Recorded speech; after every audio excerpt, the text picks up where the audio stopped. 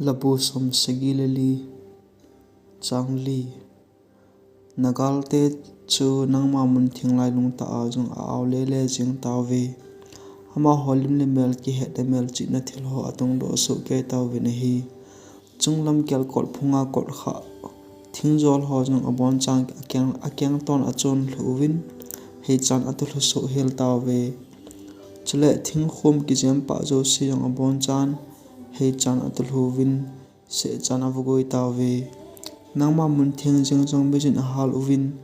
toldunga namin kisut namun jo si jong asubu so hel tawin hi ama hole ama ho ki ho uvun amon chawin sunim helu heti akitiwe gamsunga nangma minna ki khop namun jo sila bijin halwam tawin wo pathen mel mate hin iti chan